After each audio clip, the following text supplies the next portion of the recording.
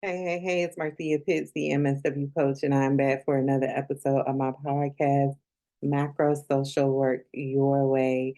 If this is your first time here on my part of the internet, welcome. Just a little bit about me, and then we're going to get into the meat of this conversation. So my name is Marthea Pitts. I'm a three-time award-winning workforce development career counselor, and I help social workers and change makers get macro social work jobs. So they are able to move into positions where they can move the needle closer to progress on for the populations and issues that they are most passionate about. And so as of today, I've helped well over 133 social workers land macro jobs, and every day that number increases. So I'm on a mission to help more. If you are watching this video, that means on some level that you are a change maker or feel like you should be doing more purpose mission driven work, you are in the right place. So a great way to start learning about what are macro social work jobs, what they entail, what are salaries, what are some job titles, like what does the work look like in macro work. I encourage you to click the link down in the episode show notes or in the description box, wherever you are watching this or listening to this episode, and visit macroandpaid.com and grab access to my free e-course. In that e-course, I break down all the things, everything that you need to know, and it is a great place to start. I also even give you homework in the e-course. And so it's very interactive, and it will be a great way to establishing a baseline understanding of what macro social work is and how you can make the pivot using just the case management experience and degrees that you already have. There's no need to go back to school, get any additional degrees. There's no need for certification, licensure, all of the things. Also in that e-course, I debunk a lot of the career myths that are out in the social work streets about macro level work. So it's the opportunity for you. So what makes me the person that can talk about the thing? I'm a three-time award-winning workforce development career counselor and macro social worker. I have had 5 macro jobs. My first macro job was working as the director of a global learning pathway. That was my first job out of case management with no leadership experience. I had only had 2 case management jobs, one while working on my MSW degree, and that's coming from having a bachelor's degree in business to my second case management job being I was in that case management job as I was finishing up my degree. And so I went straight 1 year after graduating with my MSW degree in 2017. I landed my first macro social work job. And so what I essentially did was, as a case manager, I created a framework to pivot my own career. I wasn't thinking about y'all careers at that time. Because I knew then, and I didn't call it macro. I didn't have those words. I know we were exposed to it in my MSW degree program, but I didn't call it that. I just knew that I felt more driven to do prevention focused work, because at that point in time, I had come from a very heavy social service, governmental type background when I didn't have degrees and, had my undergraduate degrees. And I realized very quickly, especially once I moved into my first case management job, which was as a workforce development career counselor, where I served universal career seekers who were required to come through the program as a part of receiving federally funded benefits, welfare transition benefits, be it also, I worked at one point, I was promoted several different times when working with that organization. And so my last role is where I was promoted to be the lead over a co-enrolled effort that the region was doing, that we started, where we were bringing in the youth and young adults that were being served under the welfare transition funding stream. We were co-enrolling them into the WIOA youth program, which had never been done in our region.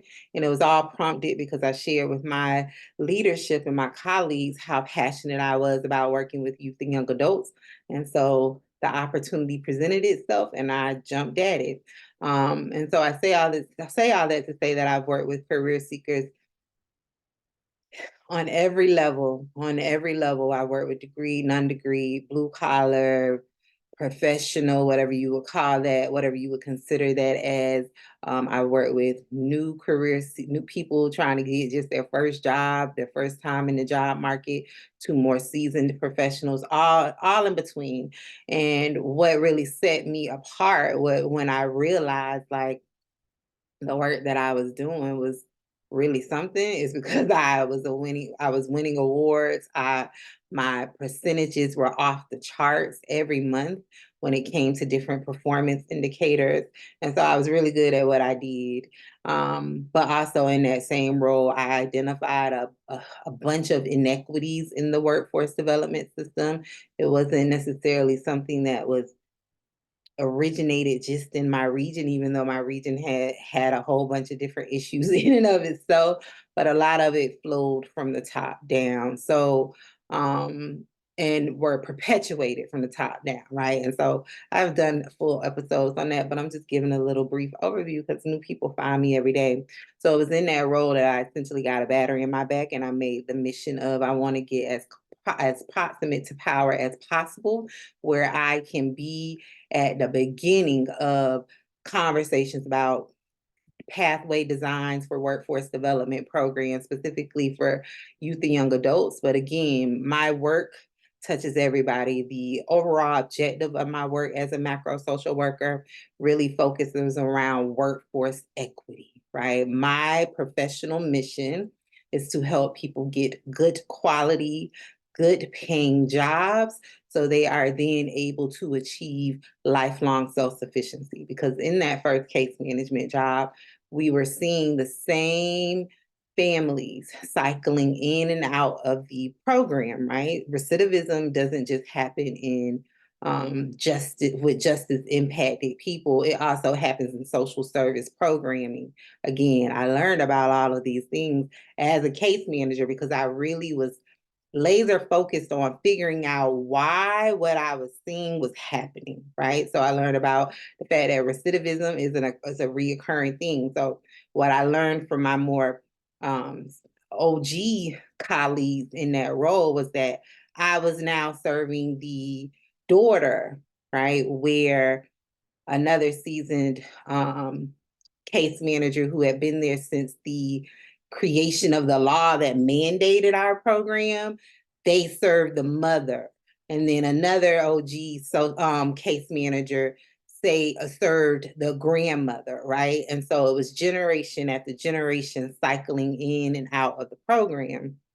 And so I really became interested in learning how, or figuring out, how do we prevent that from happening, right? And so and in that work, I read a lot, and so that's what we're going to get into today, talking about professional development, right? But in that, a part of my framework, what I teach the social workers who come through my career accelerator program is that your degree does not get you a job, right? That's why so many people, and it may be you, have attempted several years prior to discovering my work to get a macro social work job, and you have been unsuccessful. It's most likely, right? It could be quite a few different things, but to stay focused on this conversation today, it's most likely because you are attempting to get a macro job just based on the fact that you are a social worker and you have a degree, right? But getting a macro social work job, and this is what I teach my paid career coaching clients way more in depth, is that one of the keys is your subject matter expertise. And so what I designed in my cubicle as a case manager was a plan of action. After I had done extensive research on the job market, I had looked at macro jobs, I studied the job descriptions, using my workforce development background and also my personal, right? What made me a good workforce development career counselor is because I had done a lot inside of my own career. And so I was just teaching the people the thing because I had to learn how to navigate in my own career. That's why I'm so passionate about getting people good paying, good quality jobs, because good paying, good quality jobs changed my life, right? So I'm on a mission to help other people overcome the thing. So in that, one of the things, which is a cornerstone of my framework inside of the program, the Micro to Macro Career Accelerator, is professional development. You have to spend time on your professional development. So as a case manager, I would spend time every day on my professional development. I would dedicate some part of my day to learning something new about my population and the work that was being done on the national and international level regarding the issue that I was passionate about, right? And so with that, and coupled with the rest of my framework, and if you're interested in learning more about the framework, I encourage you to click the link, visit macroandpaid.com, and get my workshop replay on how to land a macro social work job. And in that webinar, I break down my 3-part framework that I've created, and I've used it in my own career to land 5 macro jobs. And I've helped over 132 social workers land macro jobs using that same framework that I created as a case manager. But, and so that's at macroandpaid.com. Click the link, grab it. It's only $25 and it's a game changer. Like, if you were like, I don't have anything, I can't afford to work with you right now, Marthea, that is a great place to start, right? So I say all that to say that I spend a lot of intentional time on the front end building my knowledge base, which helped me land my first macro job. And then the subsequent ones that I had after that, I've worked in policy regarding a federal workforce development program, the same program that I worked in as a case manager that I got a battery in my back about, we need to do something different here. I landed that. So my most recent macro job was with one of the oldest think tanks in the country, where I worked directly with mayors and their executive leadership team to help them design equitable career pathway programs for youth and young adults using a collective impact approach. With that job, I was responsible for co-leading a $2.5 million grant that funded the work. And so it was all about helping mayors find out how can everybody bring their siloed, disjointed efforts together in a city to meet the holistic needs of youth and young adults. Because my population and issue, jobs, is not just by itself. When you talk about a job, we have to talk about housing, right? Job seekers need housing. And so there's such thing called workforce development housing. But that usually only applies to a very specific subset of professionals. We also have to talk about childcare. People can't go to work if they don't have affordable, safe, and reliable childcare, right? And so, and that's just some examples. People need health insurance, they need food, they need clothing, they need supports, right? They need transportation. So I say that to say this, right? And this is for all of you, for you, I'm talking to just you and talking to you. Your work is connected to other areas of work, right? And so if you go into your macro job search, again, thinking that you will just get a job off of having a degree or a resume, you are missing the mark significantly, because macro work is all around you being an expert, you being one of the most knowledgeable people in the room about how do we fix this problem, right? How do we meet the needs of the people that we're targeting? And in order to do that, you have to have a depth of information that no one else has, because they're looking to you to guide them through the thing, to consult them with the thing, to provide them with information to overcome and fix the thing. So in order to do that, you have to spend a ton of time in your professional development. So I came on to do the video because today I spend an hour each day for professional development, right? I'm saying that out loud. I'm sure somebody will repeat it.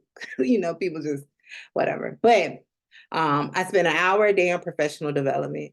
So I spent my time today reading some legislation that is being proposed to be passed around my population and the issue that I do macro level work on. But I really wanted to come on and ask you all the question, what have you done lately for professional development? And it leads to a much deeper conversation around, have you gotten complacent in your career, right? So again, I gave you all that context information, the background information about what you need to know, what puts you at the top to compete for these macro jobs. And so I really want you all to honestly answer, when was the last time that you spent time, dedicated time and space on a consistent basis, right, towards your professional development, towards understanding better what's happening in cities, what's happening in the country, maybe what's happening on an international level, if you're interested in international macro social work regarding your population and issue. And if your response is, I recently did a CEU for a licensure, you you fail that quiz, right? You fail that quiz, because we know with CEUs you are only doing that as a requirement to maintain your licensure, right? So when I talk about professional development, you have to go way deeper than your immediate need, right? And so this is why I really encourage people to come through my career coaching program way before you think you want to make the pivot, because there are strategic steps that you need to be taking to position yourself as a top candidate. And then even more than that, right? Because I know some people give, a lot of people in social work, that's why macro social work jobs is so elusive. Until I popped up on the scene, it's so elusive. People talk about it in very general terms. It's diverse. You can do this, but then they don't tell you this. What is this? What does diverse mean? Is because people have not done enough research around the thing. But the key to getting these jobs is that you have to spend time building your subject. And I kind of lost my train of thought trying to really explain to you all the root of the thing. But the reason it's so elusive is because social workers are unsuccessful with getting these jobs, and it'll come back to me in just a moment. But social workers have been unsuccessful in years past getting these jobs. Also, what I've learned after studying the thing over 10 years is that a lot of macro social workers don't self-identify as macro. A lot of that, I believe, I have not been able to identify the reason, but I've worked alongside macro social workers who you wouldn't even know they were a social worker. You wouldn't even know they had a social work degree. My my executive director, my last macro job, she had a master's in social work, but it was nowhere on her bio sketch.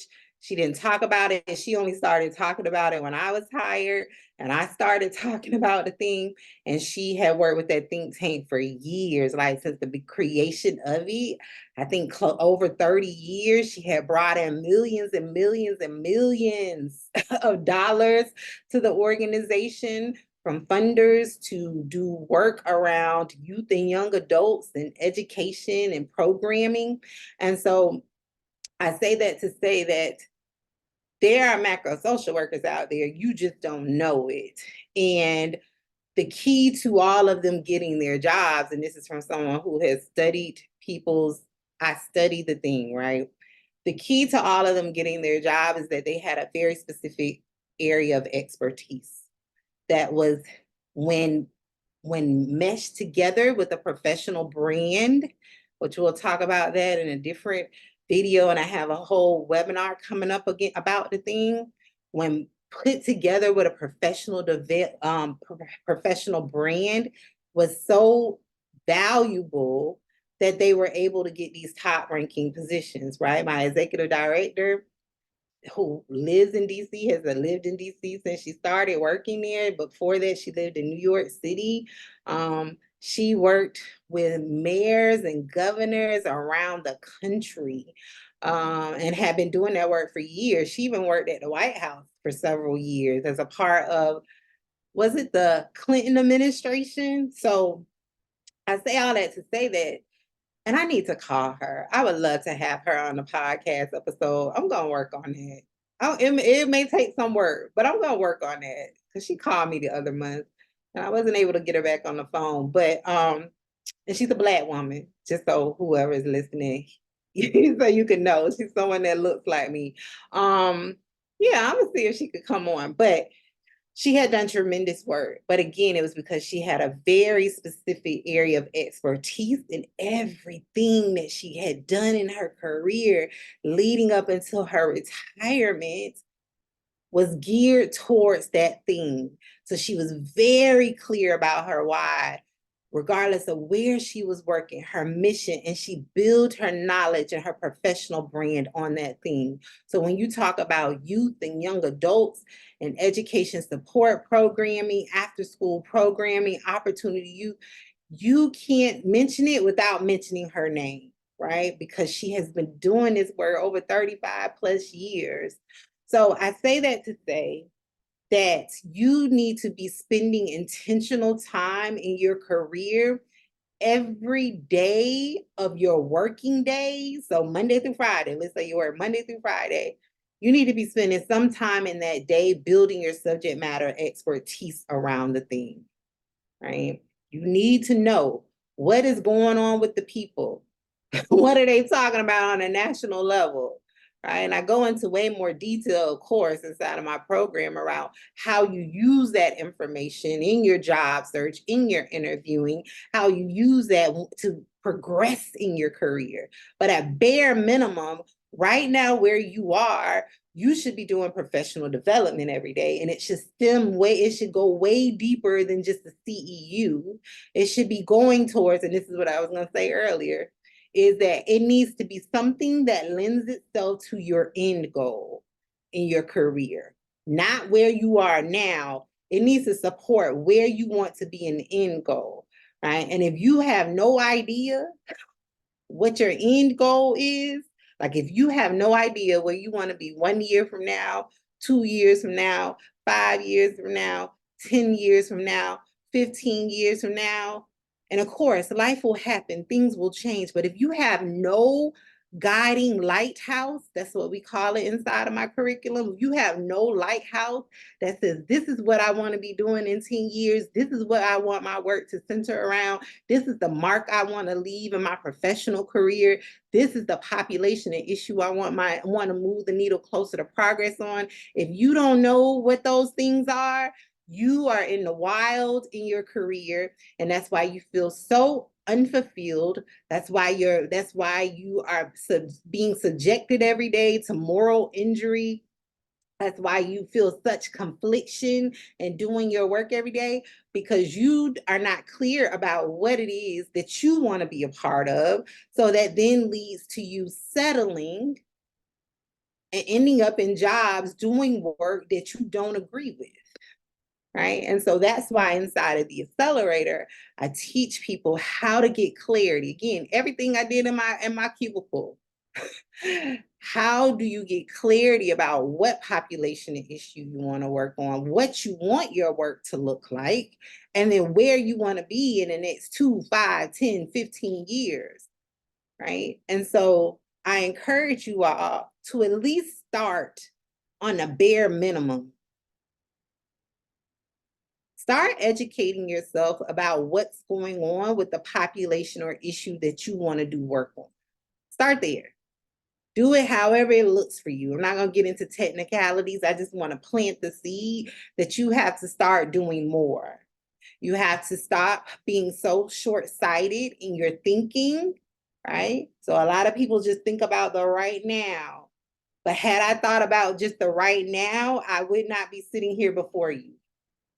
All of this, all of what everybody sees, all of what everybody, benefits from was part of my career plan that I created over almost 10 years ago, right? That's how social workers get stuck in those same jobs and those same organizations that they hate, and they feel like they really not contributing nothing, that they're maintaining the status quo.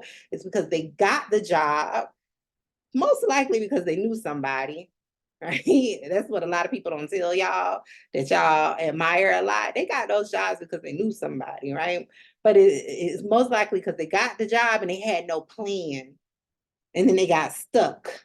And then they look back up 20 years later and they're still working with the same social service organization system, the same governmental system.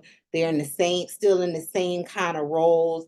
They don't feel like their work has meaning behind it. They just feel like they're pushing papers all day and checking a box. It's because they didn't have a plan.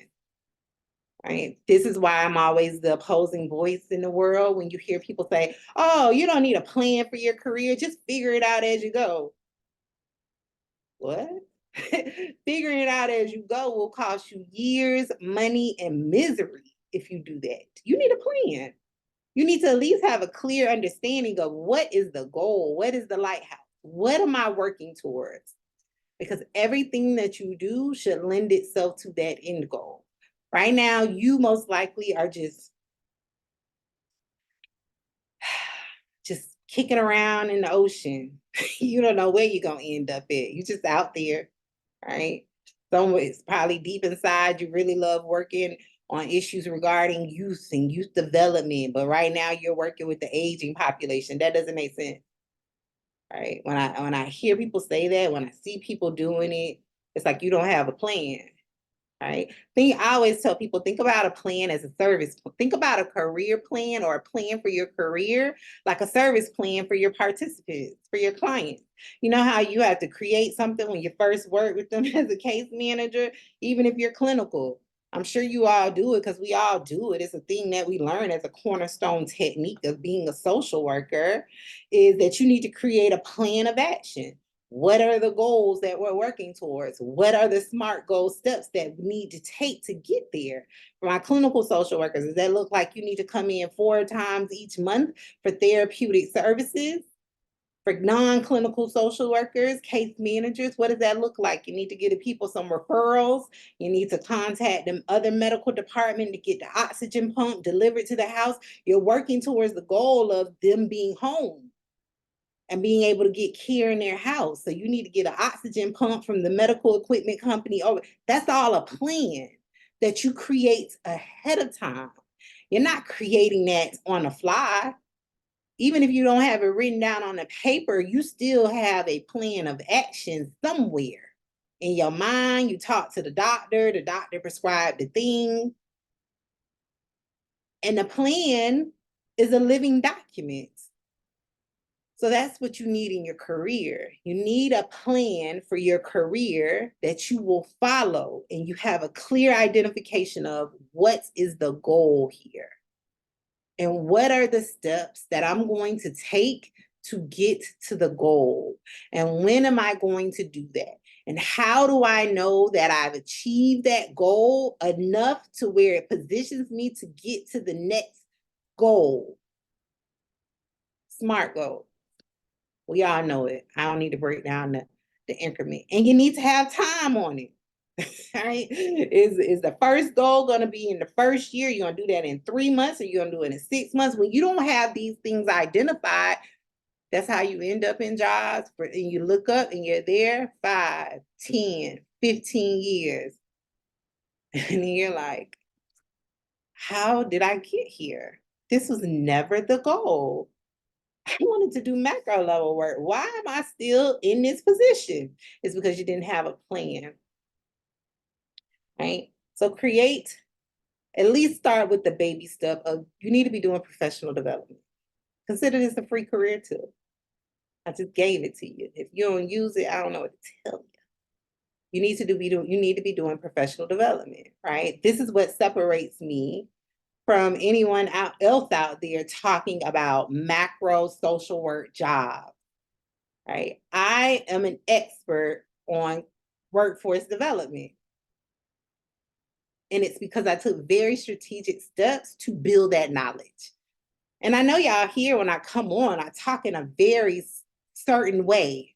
It's because I know what I know. And I know that I'm also dedicating time each day to my professional development. So even though I'm not in a macro job right now, I still have my finger on the pulse of what's going on. I still know what's happening, right? So I'm able to do work on the thing. And so that doesn't come from getting a degree 1 year and then 10 years later, you haven't touched the thing, you haven't looked at the thing. You have to stay competitive. You have to maintain a competitive edge. And I'll go even this further to say this, right? This is why so many people regurgitate what I say verbatim. They copy my posts, my content word for word, because they have not studied the thing. They've just tried to duplicate.